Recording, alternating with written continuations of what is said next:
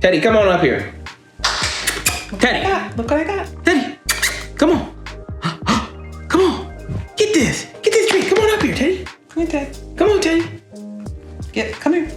Come on. Good boy. What's up, y'all? I'm Anj. And I'm Theo. And this is Teddy, our 1 and a 3-month-old Maltipoo. Maltese and Toy Poodle mix. And today, we are going to be talking about life with a puppy and all things that you need to know if you get a Maltipoo or any new puppy.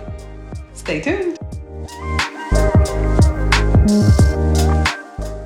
So this is Teddy.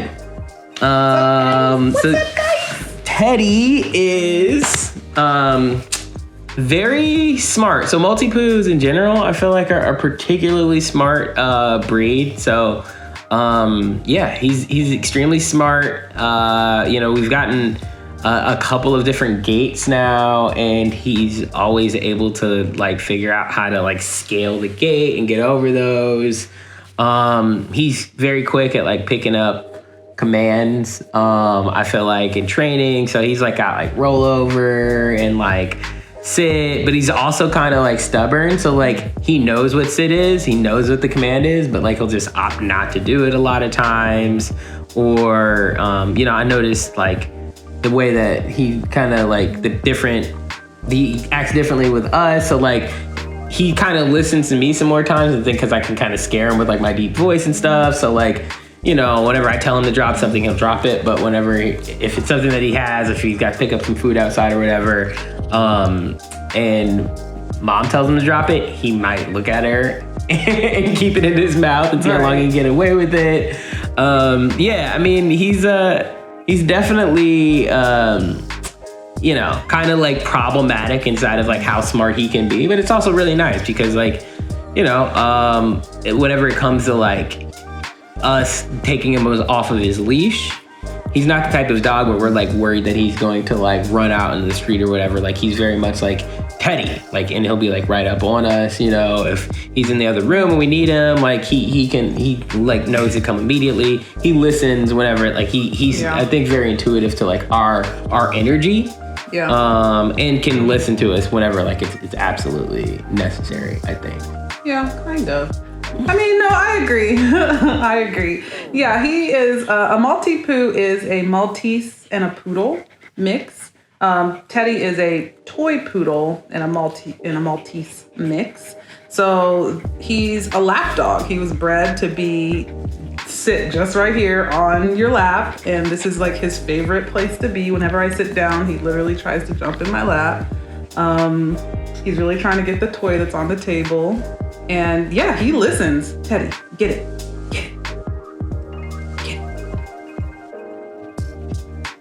Like, no, I don't really want it. Not right now. I'm good. All right. Well, but yeah, so he is really smart though. Like one of the things that we realized early on, because I've never had a puppy before, actually that's not true. I have had a puppy before, so I don't want to say that. But when we first got Teddy, I wanted to like nurture his natural like canine instincts, and this dude is very fast and he's very smart.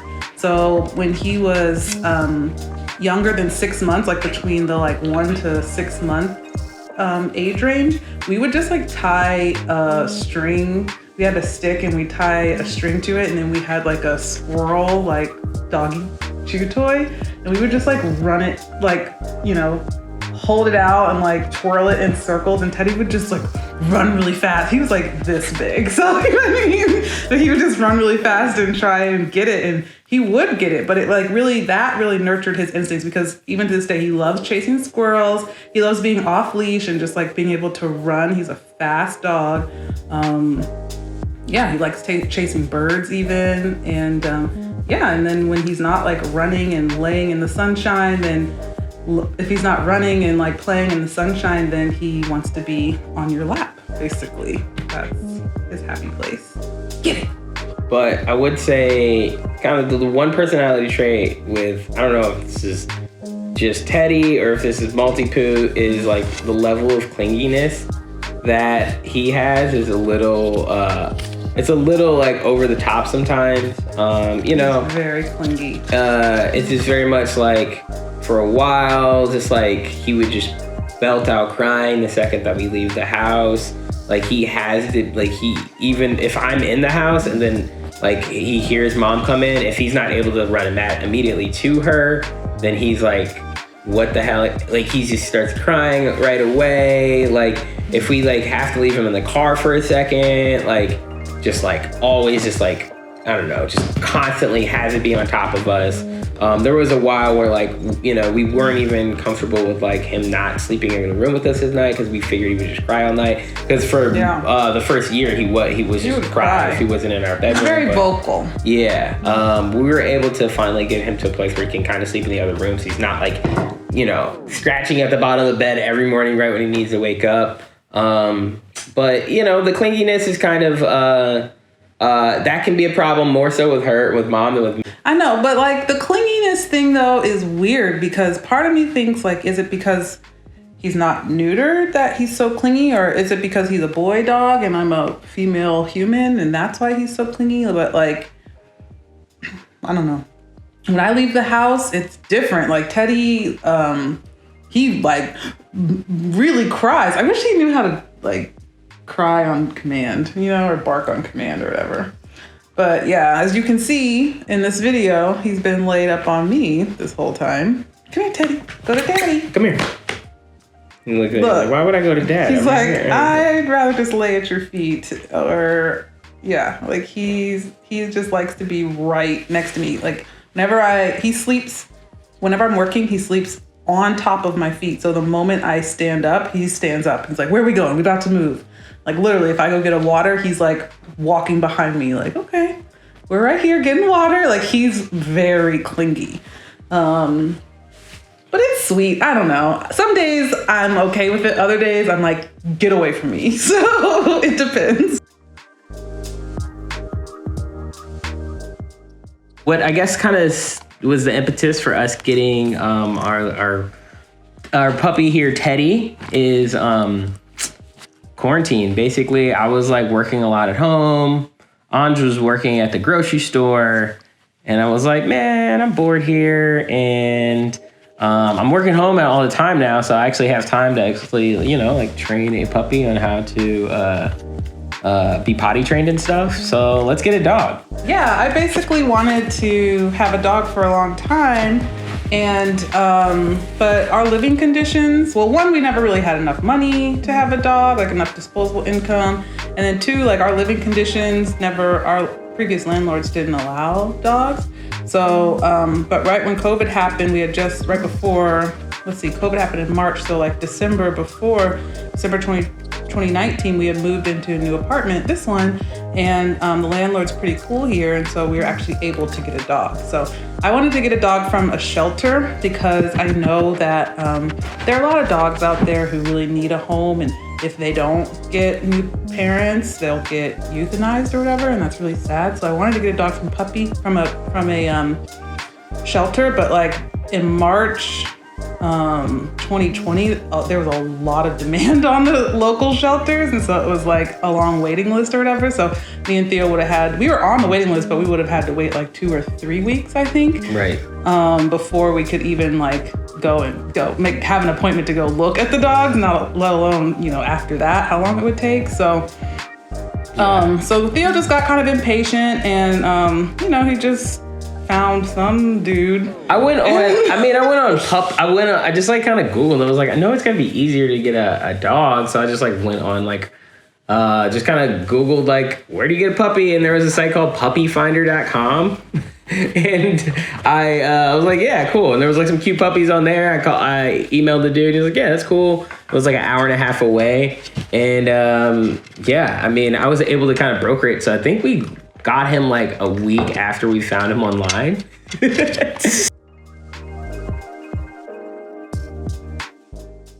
Things to consider when you are purchasing or getting a new puppy.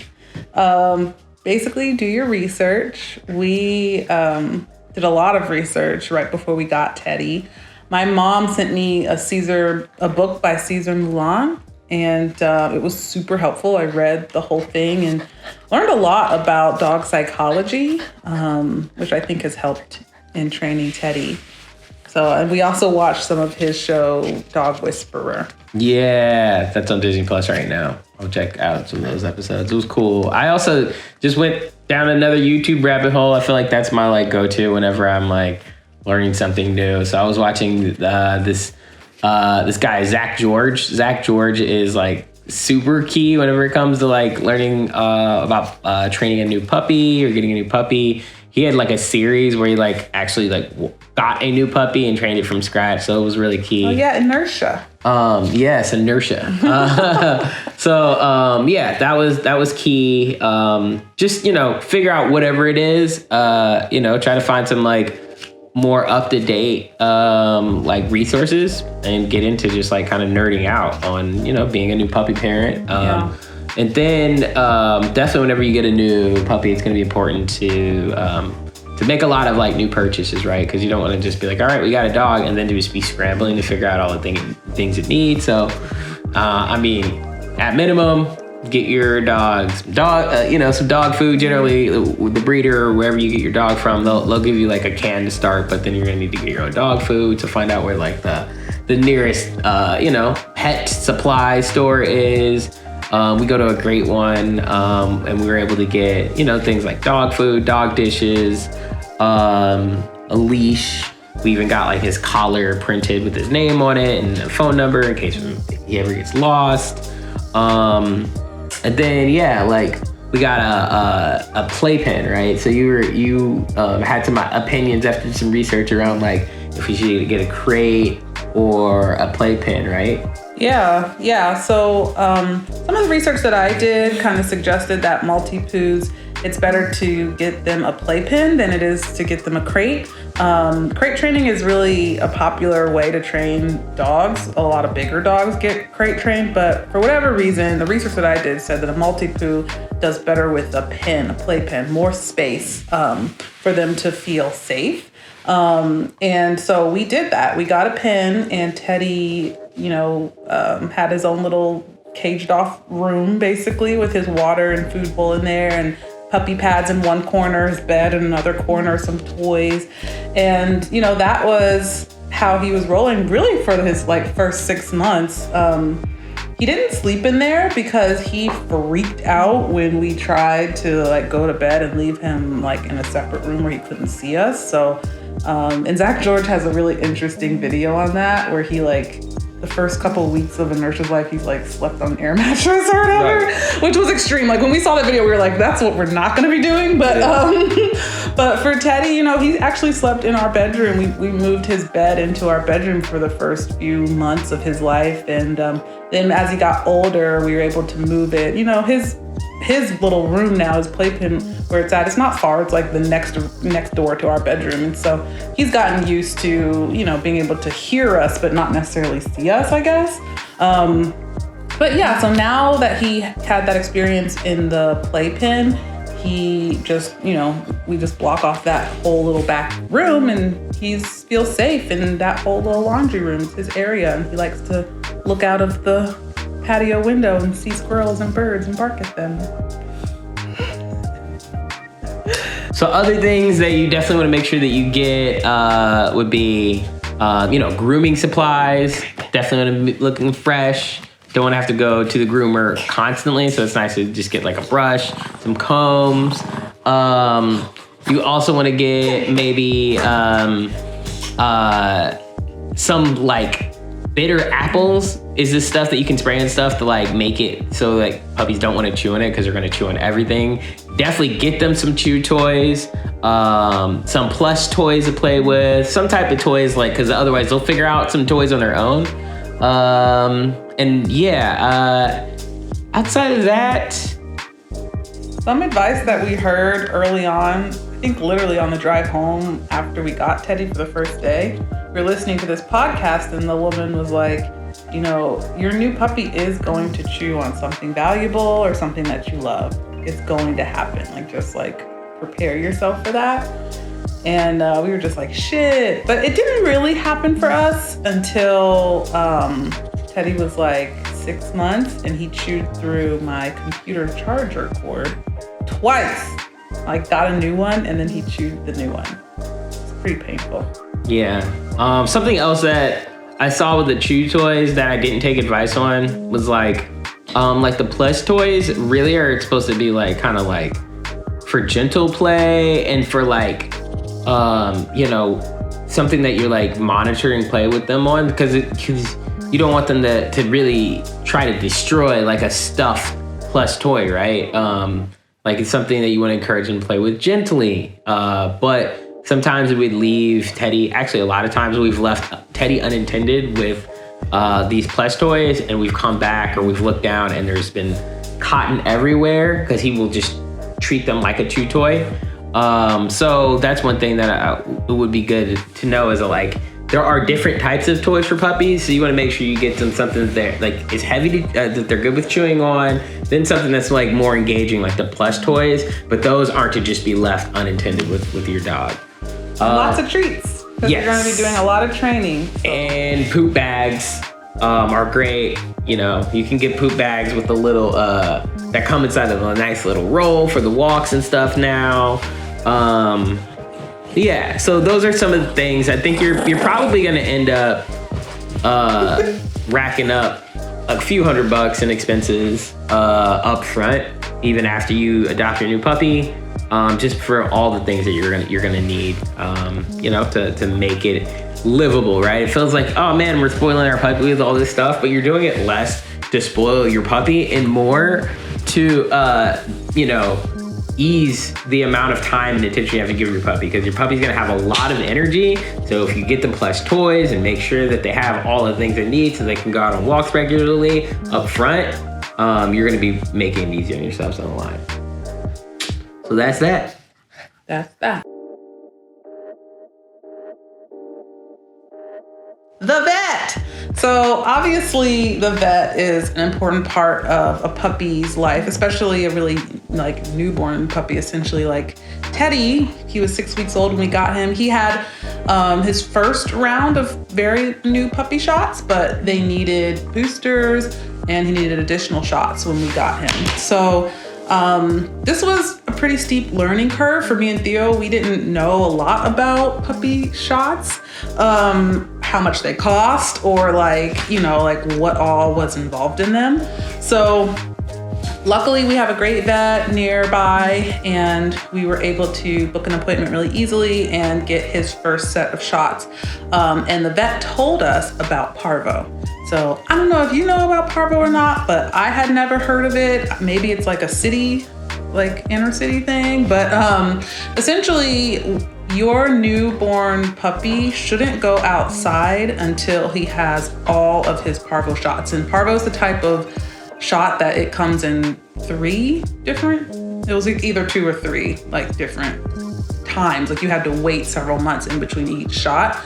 And kind of like the Corona shot. Yeah, we were calling it like parvo was like Corona for puppies, basically, as we found out about it. Because it was like a puppy could, if he sniffs another dog's like poop or whatever, like he could get parvo, which is just this virus that can kill dogs. So we literally could not take Teddy outside. And like Cesar Milan's book had a whole chapter dedicated to this. And like one of the people that he was talking about like went ham and bleached like the sidewalk outside of his house so that his puppy could at least, like walk up and down the sidewalk. But apparently, all that's to say, this virus is that contagious and that deadly to puppies.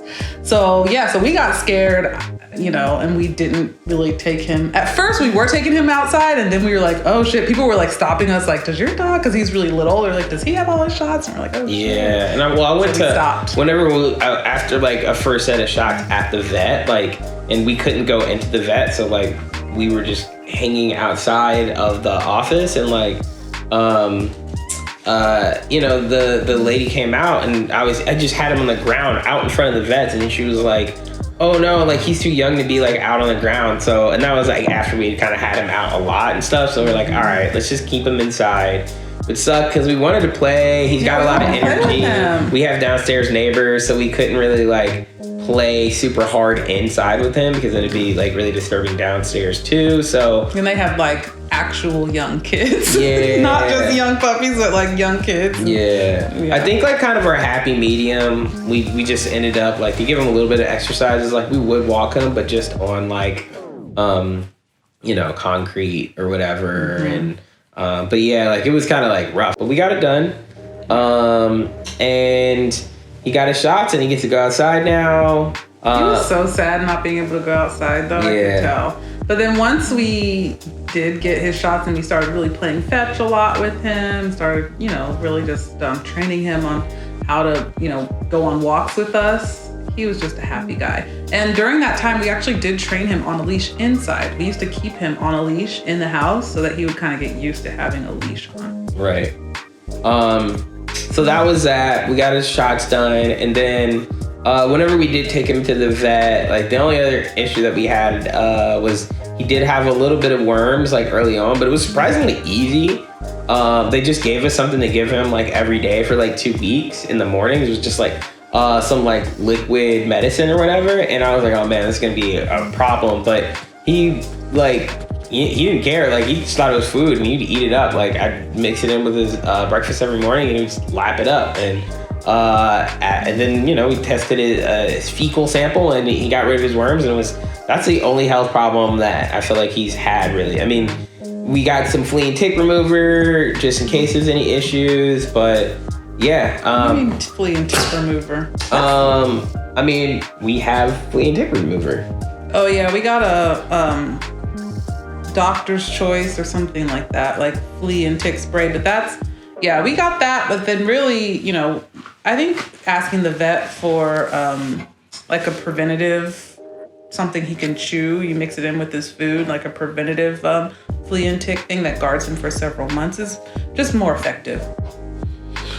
So other than that, like the other thing that we are now on the fence about, and while we probably need to take him back to the vet soon, is he's almost a year and a half old and he hasn't gotten neutered yet. And we've heard that it's definitely recommended by most folks to get your dog neutered these days. There wasn't a huge sense of urgency around it, but I think that it may help out with some of the behavioral issues and maybe the protectiveness that you're talking about. So yeah, I don't know. I don't know either, because some studies say that neutering your dog, spay and neutering doesn't actually affect their behavior. Sometimes it could make it worse, because his balls are producing testosterone. And, if you clip off his source for testosterone, he might react negatively to that.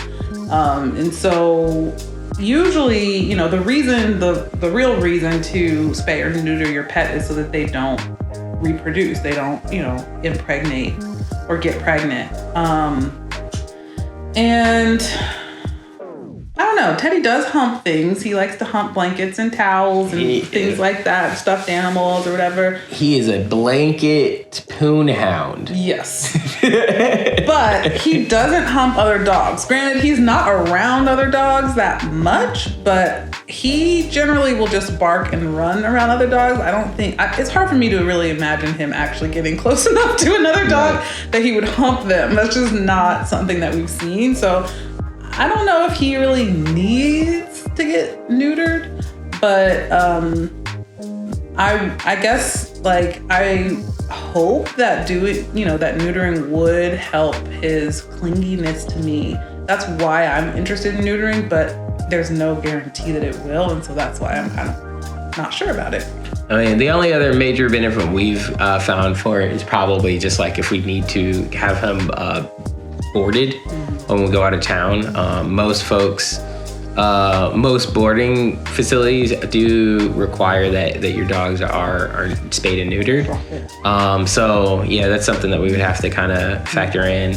If we don't get him spayed and neutered, we'd have to find a boarding shelter that's cool with that. But then they'd have to pass some behavioral tests, and we're also just worried about like Teddy passing behavioral tests. So Yeah, I don't know. We haven't had, because of quarantine, we haven't really had to travel much, so it hasn't been a problem. He's gone everywhere with us, but as we start to travel more, things start to open up, we're going to have to figure out if he can come with us, and if not, we're going to either have to keep him with friends or really get him neutered just so that he can stay in most of the boarding facilities. And I'm nervous about him spending the night alone without us because his separation anxiety is very real.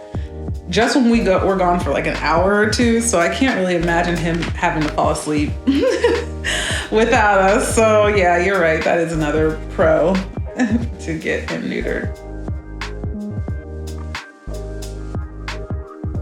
Grooming, and this is really my lane. I feel like kind of, but Teddy, as we have mentioned, he loves to be outside. I really wanted to nurture his canine spirit, and so we do go on walks, but I also take him off leash and he plays fetch, and this dude is small. He's low to the ground. He attracts pollen, grass, freshly cut grass. He attracts all the like allergy inducing bits. So we have to be on a strict grooming schedule with him. And so, most of his life, he's had a bath once a week. I've heard from few different sources that once a week might be too much. It might dry out his hair, his fur, his hair. So, we have kind of reduced it to 2 times a week, but it just depends on how dirty he is because he gets on our laps, he gets on our couch, our furniture, he rubs around on all of our carpets, and we don't want him, bringing all that shit into our house.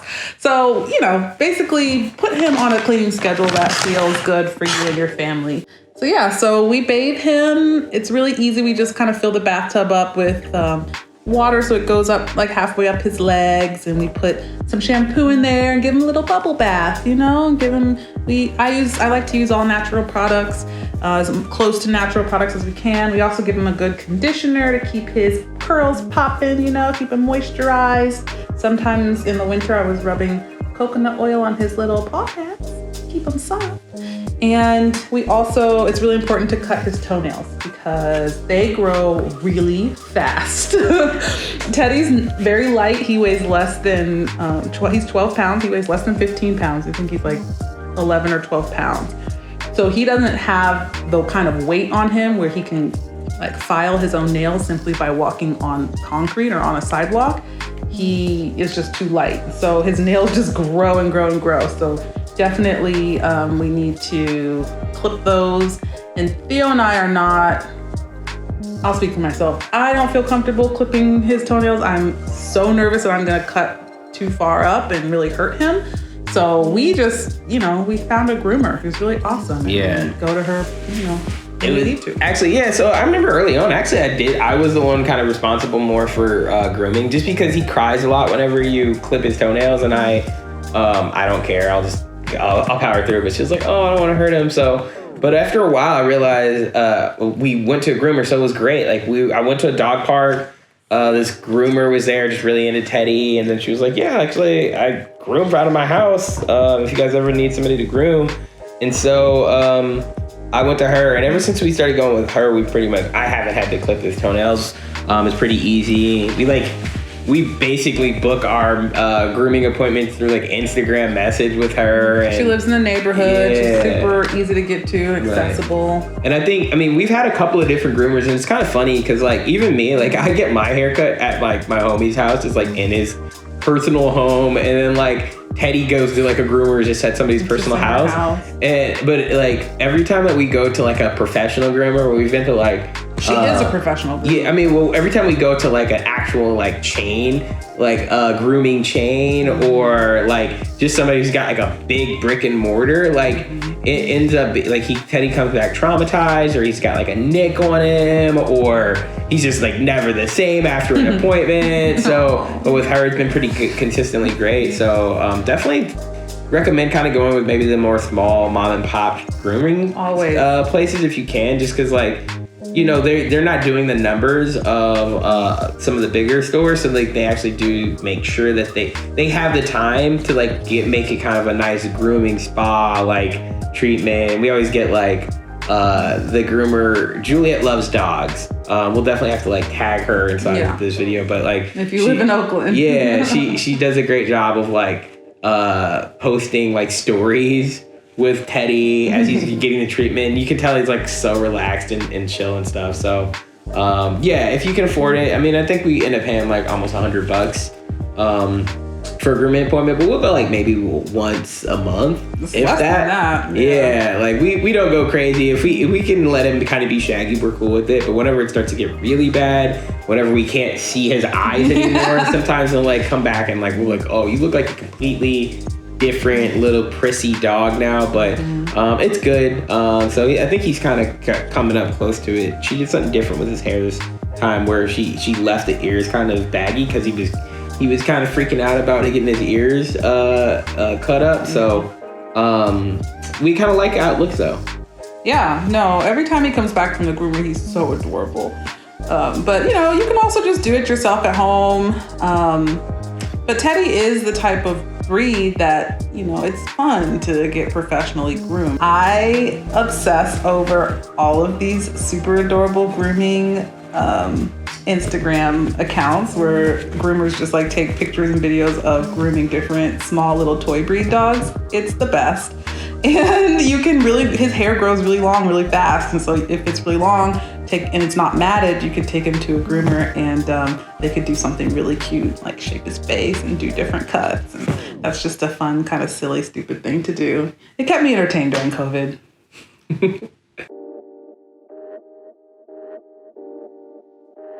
Training. All right, so we had to do learn a lot about potty training. You know, we don't have like a big backyard, so we couldn't just take him out in the backyard, which is what my dad did with his dog, and all the other dogs I had growing up. But it was surprisingly not that bad. I mean, it sucked at first because he was just casually peeing in the house. But I got in the habit. I think it was really kind of like every like 30 minutes to an hour, we would just kind of go outside. Even I didn't know if he would pee, but we kind of got better just getting out there like consistently. And then what really was a game changer was like we don't have a backyard, but we have like a little back patio. So we went to Home Depot and got like a little rectangular of sod, and we just have that on the back porch. And whenever like he needs to go for a quick trip and he's already had his big walk or whatever in the morning, and it's super early, rather than having to do a whole walk and go down the stairs and like go outside, like we just let him out on the back porch, and he's now been trained to use the sod. And the sod is like, this is a life hack, y'all. A puppy life hack, because these pieces of sod are like $6 or $7 at Home Depot. They don't cost a lot of money. It is a little bit of an inconvenience to like have to go pick it up, and actually there is a company, I forget the name of it, but they actually deliver sod to you if you're balling like that and can pay for it every month. But like, we just go periodically pick up some sod from Home Depot, spend like I said, $6 or $7. We found a plastic, we like measured it and found the equal size plastic like tray on Amazon that it just sits in. And then we just toss it in the compost bin and replace when we need to. But it lasts for like 3 months, I would say it lasts. By the 4th month, it's completely just dead grass at that point. And, you know, sometimes we get lazy, particularly during the winter. You know, it's just kind of out of sight, out of mind. But if we're on it, I'd say every like 3 months, it's a good little easy hack if you live upstairs, like in a apartment building. I mean, we're just on the 2nd floor, but like Theo said, we don't really have access to the backyard like that. So when Teddy needs to go pee, we don't want to have to take him outside on the street, especially at night and stuff. So yeah, so it's just nice to have an option in the house or outside of the house on the patio. Right. So yeah, I would say, I think it's safe to finally say he's I think it's been months. He's potty trained. He is fully potty trained. He has not had an accident. Yeah. We can leave him home for up to 3 hours and we're not worried about it at all. I mean, we haven't really had to leave him any longer than that because I work from home. So whenever I go back to working in the office, we'll see if we have to like really change their lives around like or whatever. A dog walker or something. Yeah. So let him check on him. But I mean, as close as Anj works, she could come home for like 10, 15 minutes and let him out and then go back to work if need be. But yeah, he's trained. And then another I guess other than potty training. The fun training. All right, he got into fetch. Really early. Yeah, like. And I think it was that game that we used to play with the squirrel, because he just likes to chase things. Like he likes us to have it and then throw it and then he chases it. So as soon as we got a tennis ball, he was like, "Oh, I'm into this game." And he knows how to bring it back. Like he gets it. Man. Like yeah. And so fetch is like the biggest thing we do. I just got him like a Nerf gun. Tennis ball that I shoot tennis balls out of now. What is going on over here, brother? We do fetch a lot. We had some frisbees. Also, early on during the pandemic, and I was really bored, I was like, all right, I'm gonna teach him how to roll over. I'm gonna teach him how to lay down. I'm gonna teach him how to dance, whatever. Like we've been teaching him little fun tricks here and there, and he picks it up really quickly. Just positive reinforcement. Say it a bunch of times. Give him some treats. Teddy, come on, come down, come up here. Good boy. He's really hyped because he doesn't usually get this level of attention. He's like, what is going on today? It's like my birthday over here. Giving me Is that my toy? Is that my toy? So yeah, he is well trained on most things. Yeah, so. Ooh, leave-its are good. He's great at leave-its. Roll over. Oh, he got to roll over the couch. All right, I see you, Teddy. I see you. Sit down. Good, Teddy. Good job. Yeah. So that's training. So walking your dog is super important. You have to walk your dog every single day. That's what Cesar Millan says, and it's just true. Anybody who has a dog will tell you dogs are just a lot easier to live with, and they're on their best behavior if they have had a walk that day. So ideally, in an ideal scenario, ideal world, first thing in the morning when you wake up, take your dog on a walk, like 30-minute walk. You know, you could probably get in a mile, and the dog poops, he pees, he gets to smell things, and he's happy. He comes home, he's like super chill, you know. But clearly, we don't live in that kind of ideal scenario. I know for Teddy, we try to walk him every morning before like 10 a.m. Sometimes it doesn't happen. Sometimes we can't walk him till noon. That doesn't happen very much, but you know, when it does, we can definitely tell a difference in his behavior. He's just more aggressive. He kind of barks. Like once we get outside, he'll like be really barking at all the dogs or even humans because he just has all this pent up energy. So I think that's why walks are important, because it kind of helps dogs like maintain a certain level of energy. They're very like creatures of habit, and so it's like when they know what to expect, I think they're just more just like mellow, you know. It's like, I get a walk at this time, we went on a walk at this time, and he's just like kind of more mellow throughout his day. Teddy basically knows how to tell time. Like he knows when it's time to eat. He knows when it's walk time, and when we don't take him on a walk and it's walk time, he'll be like scratching and looking at you like, so what's up? Yeah. Yeah. I mean, it's definitely been beneficial for me as well, just because I never like just casually walk around my neighborhood without having a dog.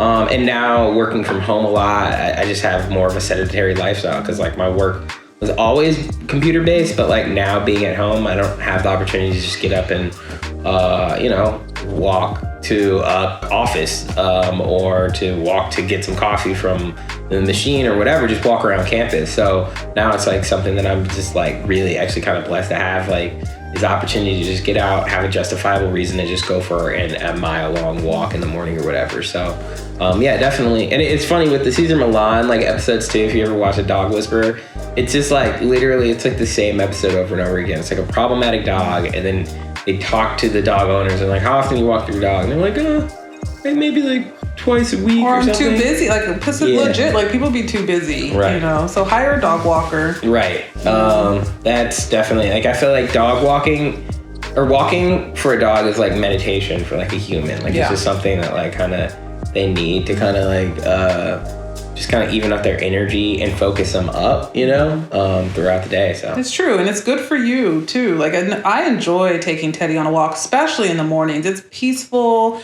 The birds are chirping and it's like, I get to think about my day, and be outside in fresh air, trees. It's nice to be able to start your day like that. But it is challenging, it's a commitment, so I think that our next level, like when we have more like coins or whatever, like we'll definitely hire a dog walker to just kind of fill in those gaps when we are super busy and we still want Teddy to like be on his best behavior. Just have somebody else walk him.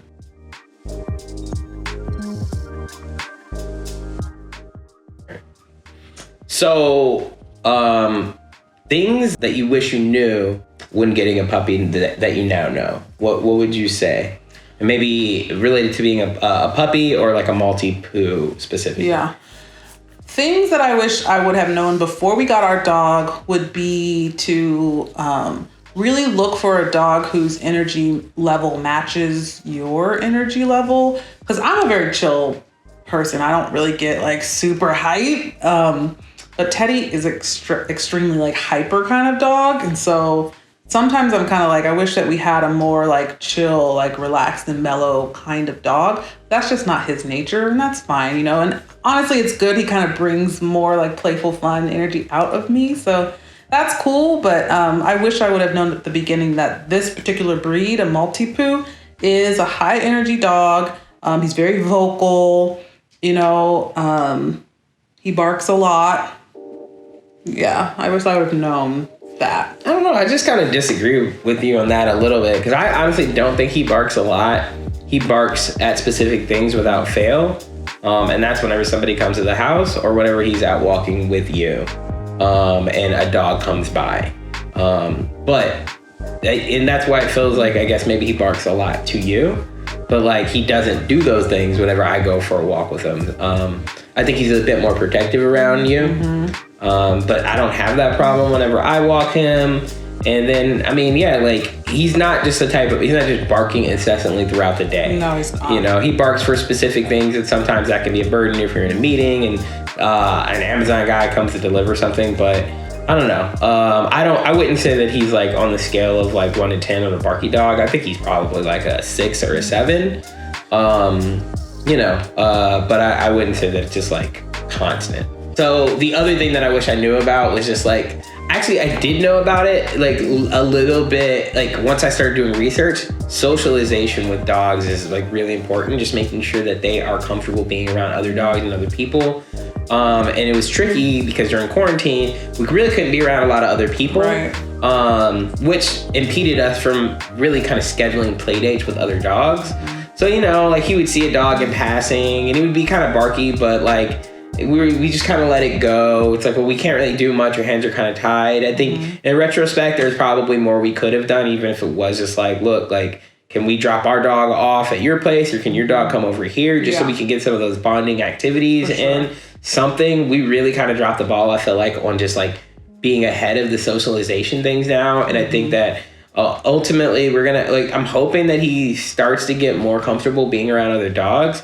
He's cool around most other humans and things, but like, now I'm just like, it's kind of a bummer whenever to go to the dog park and all the other dogs are able to play with each other and have fun and the owners are able to kind of like converse, and like I kind of have to be on the outskirts with Teddy because he's like afraid to get around them and like just wants to hang out on the side. And he's like, come on, let's just do our own thing. And it's like, oh, you want your dog to, be social and feel comfortable around other dogs. And right now he just kind of feels like a loner, So that's kind of a bummer. Yeah. But he plays fetch better than all them other dogs. Right, because that's literally all he focuses on is playing fetch and humping blankets. That's our Teddy. And he's so cute.